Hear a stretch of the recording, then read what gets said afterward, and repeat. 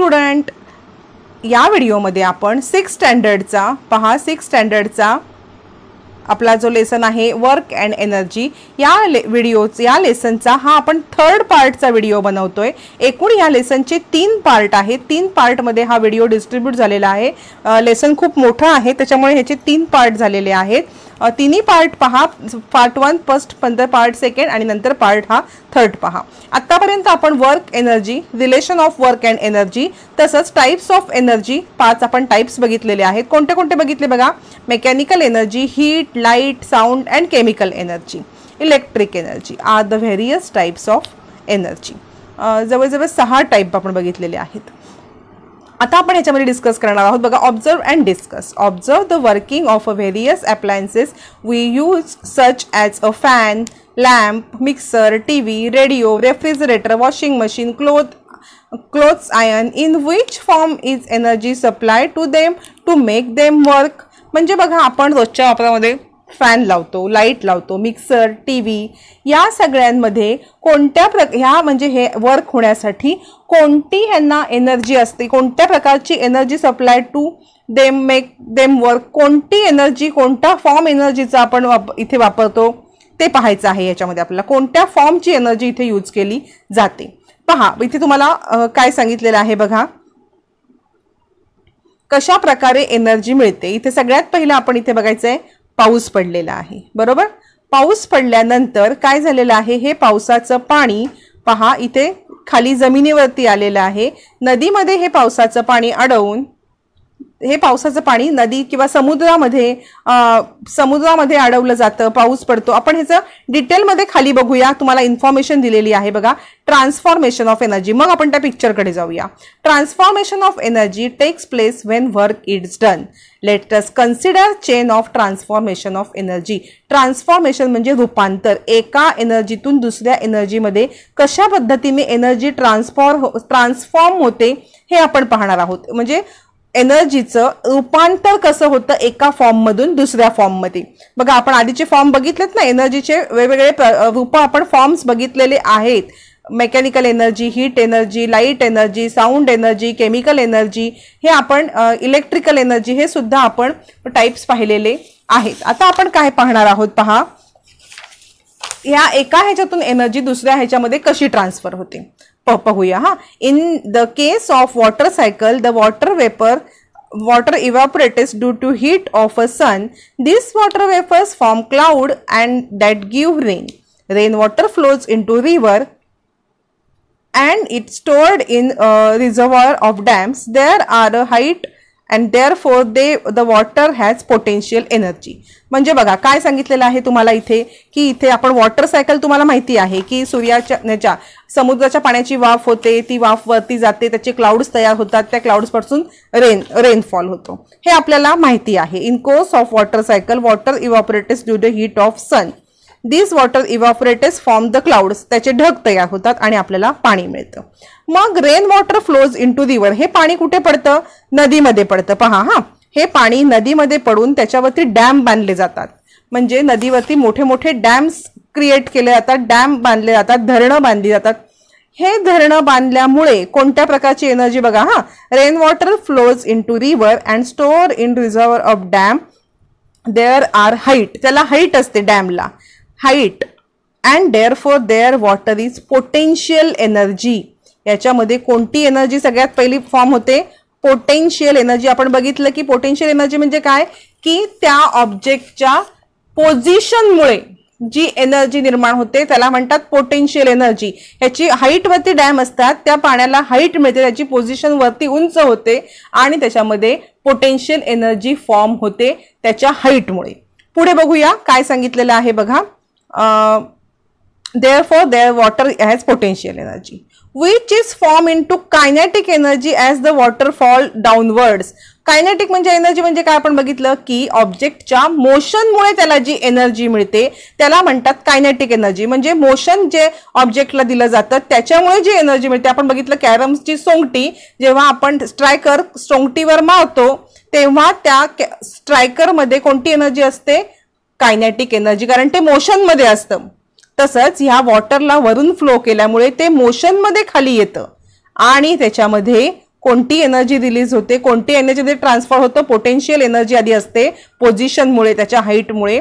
Potential एनर्जीचं convert कशामध्ये होते, kinetic एनर्जीमुळे, कारण ते एकदम उंचावरून खाली फॉल होतं, त्याच्यामध्ये मोशन निर्माण होतं. पुढे बघा, हा potential energy convert into kinetic energy. As the water fall downward, when the water fall blended of turbines, it kinetic energy is transfer to the turbines. म्हणजे काय होतं की हे पाणी खाली येतं पहा, म्हणजे ही जी वॉटरवरून येतं ते पोटेन्शियल एनर्जीमधून त्याचं ट्रान्सफर कायनेटिक एनर्जीमध्ये होते. आणि नंतर हे then the water fall on the blades of turbine. Turbine म्हणजे असे चक्र असतं, फिरतं, व्हील असतं, त्या व्हील मध्ये ते डॅमवरती बसवलेले असतात. डॅमच्या खाली कशासाठी हे असतात व्हील्स, टर्बाइन्स. तर ह्याच्यामध्ये वरून वॉटर पडलं की ती जी कायनेटिक एनर्जी असते ती ट्रान्सफर केली जाते कशामध्ये, इलेक्ट्रिकल एनर्जीमध्ये. Due to turbine transferred kinetic energy into electric energy. Turbines म्हणजे व्हील्स असतात एक प्रकारचे. तुम्ही नेटवरती डॅम्स ऑन टर्बाइन्स असं सर्च केलं तर तुम्हाला ते टर्बाइन्स म्हणजे व्हील्स असे दिसतील. ते सर्च करा, त्यामुळे तुमचे कन्सेप्ट क्लिअर होतील. ते वॉटर जिथून वरून फॉल होतं तिथे खाली टर्बाइन्स बसवले जातात डॅमवरती, आणि त्या टर्बाइन्सवरती वरून पाणी फ्लो होतं, आणि जी कायनेटिक एनर्जी असते फॉर्म, ते कायनेटिक एनर्जीला त्या टर्बाईनमुळे या व्हील्सवरती पडल्यामुळे त्याच्या इलेक्ट्रिक एनर्जीमध्ये ते कन्वर्ट होतं. Electric energy used in our house in various purpose. म्हणजे बघा, आधी काय बघितलं की आपण पाणी हे त्याच्या हाईटला असल्यामुळे डॅम बांधतो आपण रिव्हरवरती आणि हाईट देतो. त्या हाईटला त्याच्या पोझिशनमुळे पाण्याला पोटेन्शियल एनर्जीमध्ये फॉर्म असतो तो. नंतर तेच पाणी खाली आल्यावरती पोटेन्शियलचं कन्वर्ट होतं ते कायनेटिकमध्ये, कारण त्याला मोशन मिळतं. नंतर हे टर्बाइन्सवरती हे पाणी पडल्यावरती त्याचं कायनेटिक एनर्जीमधून इलेक्ट्रिक एनर्जीमध्ये कन्वर्ट होतं. 3 प्रकारे आपण बघितले आहेत की कसे कन्वर्ट झालेलं आहे, ट्रान्सफर झालेली आहे energy. The electrical energy is used in our house in various purpose. आपण इलेक्ट्रिकल एनर्जी आपल्या घरामध्ये वेगवेगळ्या कामासाठी वापरतो. It is transfer into light energy, to lightning bulb, into kinetic energy to starting fan, into sound energy while playing a music system, and to heat energy in a oven. म्हणजे हीच electricity आपल्या घरामध्ये येते. Electrical energy कुठून येते, kinetic मधून, potential मधून kinetic मध्ये फॉर्म होते, कायनेटिक मधून इलेक्ट्रिक मध्ये फॉर्म होते, इलेक्ट्रिक मधून आपल्या घरामध्ये आल्यावरती आपण त्याच्यावरती काय काय करतो, ओव्हन मध्ये कुक करतो, म्हणजे हीट एनर्जी मध्ये ट्रान्सफर होते. आपण म्युझिक ऐकतो इलेक्ट्रिसिटीवरती, म्हणजे आपण इलेक्ट्रिक एनर्जी साऊंड एनर्जी मध्ये ट्रान्सफर करतो. तसंच आपण फॅन लावतो म्हणजे हीच एनर्जी आपण बल्ब लावतो म्हणजे लाईट एनर्जी मध्ये ट्रान्सफर करतो. फॅन लावतो म्हणजे परत त्याला मोशन देऊन परत त्याला कन्वर्ट कायनेटिक एनर्जी मध्ये करतो. अशा प्रकारे आपण बघितलं की कशा पद्धतीने एनर्जी ट्रान्सफॉर्म होते एका फॉर्म मधून दुसऱ्या फॉर्म मध्ये. Thus we see that we are indirectly utilizing nothing but solar energy in all these transformation of energy. In other words, sun is the most important source of energy. अशा प्रकारे आपण सगळ्या ह्या energy ज्या वापरतो, ज्या सगळ्या एनर्जी आपण यूज करतो, त्या सगळ्या एनर्जीच्या ट्रान्सफर झालेल्या आहेत. ते कसला पार्ट आहेत तर सन. ह्या सगळ्या ह्याच्यामध्ये सन हा सगळ्यात महत्त्वाचा सोर्स आहे एनर्जीचा. याच्यावरून असं लक्षात येतं की सगळ्या ह्या ज्या एनर्जीज आहेत ह्या अप्रत्यक्षपणे सोलार ऊर्जेचाच एक प्रकारचा भाग आहे, आणि सूर्य हा या ऊर्जेचा सगळ्यात मोठा स्रोत आहे, सोर्स आहे. आता पुढे आपण बघणार आहोत एनर्जी सोर्स. सगळ्यात पहिला आहे कन्व्हेक्शनल अँड नॉन कन्व्हेक्शनल, म्हणजे पारंपरिक आणि अपारंपरिक. Source. The resources use for getting energy can B classified into 2 types. आता आपण बघणार आहोत एनर्जी सोर्सेस कोणते कोणते आहेत. पहिला आहे कन्व्हेक्शनल एनर्जी, म्हणजेच काय, नॉन रिन्युएबल. ही रिन्युएबल करता येत नाही, की पुन्हा तयार करता येत नाही. The energy resources which man has been used for centuries are called conventional energy. म्हणजे वर्षानुवर्ष जे वापरतोय त्याला म्हणतात conventional energy. Conventional energy resources include coal, fossil fuels such as petrol, diesel, natural gas. We cannot replenish these resources. Wood also cannot be replenished easily. म्हणजे जे आपण तयार करू शकत नाही, पुन्हा पुन्हा तयार करू शकत नाही, त्यालाच म्हणायचं कन्व्हेन्शनल एनर्जी. बघा, म्हणजे डिझेल, पेट्रोल, नॅचरल गॅस हे आपण पृथ्वीच्या भूगर्भातून काढतो आणि त्याचा साठा हा लिमिटेड आहे, ते आपण तयार करू शकत नाही. त्यालाच ते आहेत तेवढेच, एकदा संपले की संपले, तयार करू शकत नाही. त्याला म्हणायचं कन्व्हेन्शनल. सेकंड टाईप आहे नॉन कन्व्हेन्शनल एनर्जी रिसोर्सेस, म्हणजे अपारंपरिक, जे पारंपरिक नाहीत, कन्व्हेन्शनल नाहीत, ते नॉन कन्व्हेन्शनल, म्हणजे रिन्युएबल, आपण ते पुन्हा पुन्हा तयार करू शकतो. Resources have been used traditionally, not have been use traditionally, जे पूर्वंपार वापरत येत नाही आहेत. they are inexhaustible and continue and can be used in various form again and again, म्हणजे हे आपण तयार करू शकतो आणि ते पुन्हा पुन्हा वापरू शकतो. सगळ्यात पहिला आहे solar energy. The energy obtained from sun is continuous and enormous, म्हणजे सन पासून मिळणारी जी सोलर सिस्टीम जी एनर्जी आहे आपल्या इथे बघा, सोलर एनर्जी बघा, इथे तुम्हाला सोलर पॅनल बसवलेलं दिसत आहे. तर हे सनची हीट कधी कमी होणार आहे का? सौराची ऊर्जा कधीही कमी होणार नाही, ती पुन्हा पुन्हा आपण तयार करू शकतो किंवा ती संपणार तर कधीच नाही. ही सुद्धा एक कसला प्रकार आहे सोलर एनर्जी, हा नॉन कन्व्हेन्शनल एनर्जीचाच प्रकार आहे. सोलर एनर्जीवरती आपण काय काय करतो? Solar cooker, solar water heater, solar dryer, solar cell इत्यादी आपण वापरतो. बघा, in first three device mention about heat energy obtain from the sun utilise for cook food, म्हणजे सोलर कुकर, सोलर वॉटर ह्याच्यामध्ये आपण, आणि सोलर हीटर याच्यामध्ये, solar water heater याच्यामध्ये आपण काय करतो तर हीट फॉर्म मध्ये आपण याला ऊर्जेचा, ह्या सोलर एनर्जीचा वापर आपण काय करतो तर आपल्याला हीट एनर्जी मिळते कुठून तर सूर्यापासून. Heat energy obtain from the sun, म्हणजे आपल्याला हीट एनर्जी सन पासून मिळते फूड कुक करण्यासाठी. Heat water and dry grain in solar cell, electrical energy can be obtain from solar cell. आता सोलर सेल मध्ये काय करते, इलेक्ट्रिकल एनर्जी ही आपल्याला सन पासून मिळते. सोलर सेल म्हणजे काय? सोलर सेलमुळे आपल्याला इलेक्ट्रिक एनर्जी मिळते सनमुळे. Large scale, a solar plant consist of many solar cell, म्हणजे सोलर प्लांट आपण बसवला त्याच्यावरती बऱ्याच सोलर सेल्स बसवलेले असतात आणि त्याच्यामुळे आपल्याला घरामध्ये फॅन लागू शकतो.